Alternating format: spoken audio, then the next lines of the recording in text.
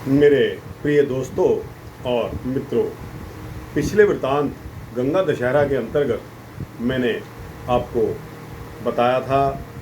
आज उसी का भाग दूसरा, जिसमें उससे आगे आज वृत्तांत को ले जाएंगे। तो दोस्तों, गंगा जी के बारे में कहा जाता है कि वह हिमालय की पुत्री हैं। पार्वती को गंगा की छोटी बहन कहा जाता है।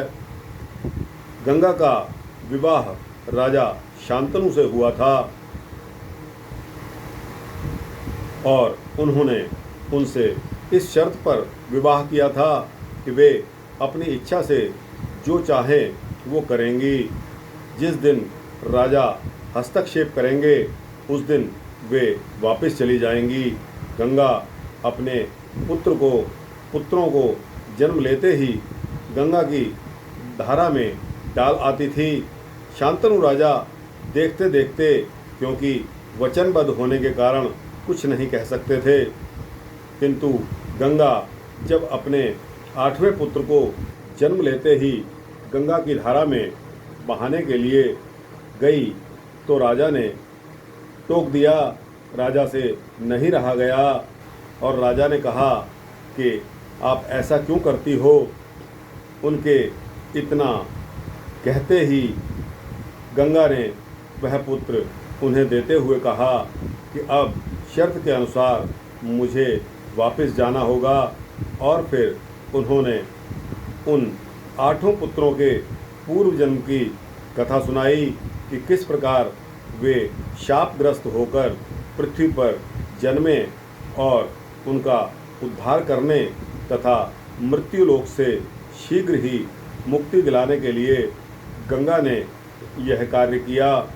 उन्होंने राजा से कहा कि यह पुत्र धरती पर जब तक चाहेगा तब तक जिएगा, इसकी मृत्यु इसकी इच्छा पर होगी।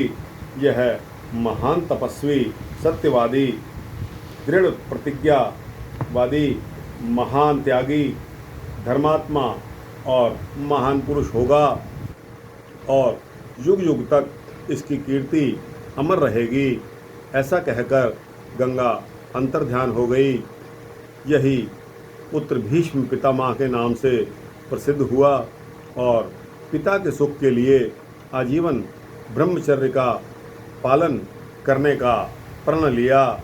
राजा शांतनु एक धीवर कन्या सत्यवती के रूप पर मुग्ध हो गए, पर उसके पिता ने यह शर्त रखी थी कि मेरी पुत्री के गर्भ से उत्पन्न पुत्र ही राज्य का उत्तराधिकारी होगा, तभी विवाह संभव है। राजा को संकोच हुआ।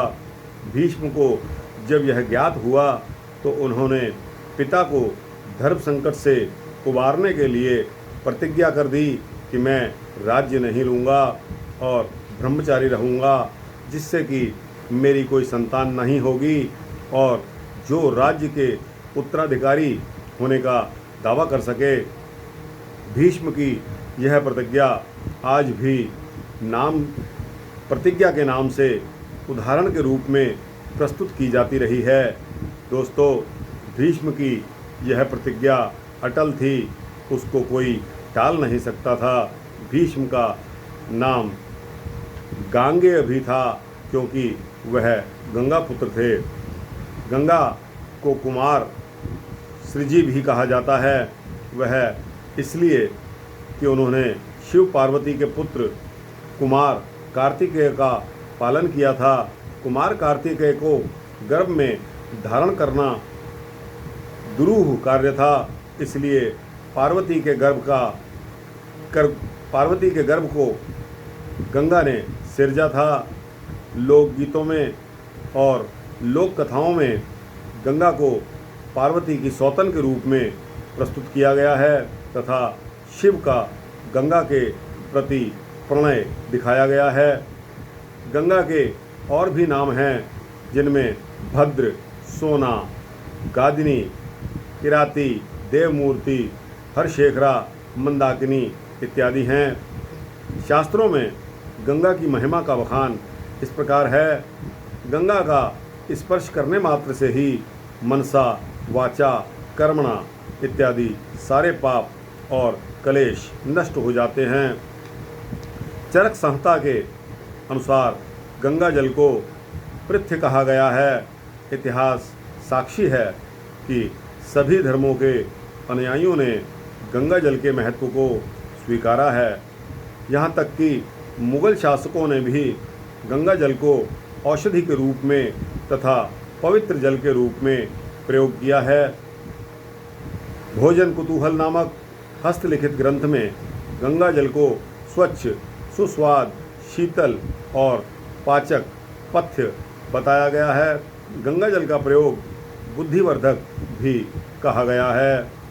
लोक जीवन में प्रत्येक संस्कार तथा पूजन में गंगा जल की उपस्थिति आवश्यक मानी गई है। मरणासन्न व्यक्ति के मुख में गंगा जल डालकर उसके लिए स्वर्ग का मार्ग प्रशस्त किया जाता है। पितरों का तर्पण और श्राद्ध भी गंगा जल के बिना संपूर्ण नहीं होता। दोस्तों, आपने देखा होगा कि किसी भी व्यक्ति के यहाँ अगर कोई गमी या खुशी होती है, अगर किसी के यहाँ कोई मौत हो जाती है, तो सर्वप्रथम उस व्यक्ति के, मरणासन्न व्यक्ति के मुँह में गंगा जल डाला जाता है ताकि उसके लिए मुक्ति का मार्ग प्रशस्त हो सके। दोस्तों, गंगा जल की महत्ता आप सभी को मालूम ही है। अगर आप हिंदू हो, हिंदू धर्म में विश्वास रखते हो, तो दोस्तों गंगा माता के रूप में पूजी जाती हैं और इसी प्रकार गंगा के अन्य नाम भी दिए गए हैं जो कि शास्त्रों के आधार पर दिए गए हैं। दोस्तों, इतने के साथ ही आज इस वृत्तांत पर विराम लगाते हैं और इस भाग 2 को यहीं छोड़ते हैं। आगे का वृत्तांत भाग 3 में देंगे। तब तक के लिए दोस्तों मुझे आज्ञा दीजिए। अगर यह वृत्तांत आपको अच्छा लगा हो तो कृपया इसको लाइक और शेयर करके अपने मित्रों, दोस्तों और भक्तों को अवश्य भेजना। और दोस्तों, इसी तरह के धार्मिक वृत्तांत पाने के लिए इस चैनल को सब्सक्राइब कर देंगे तो आपको धार्मिक वृत्तांत रेगुलरली मिलते रहेंगे। तो दोस्तों, श्री राम, जय श्री राम, जय श्री कृष्ण।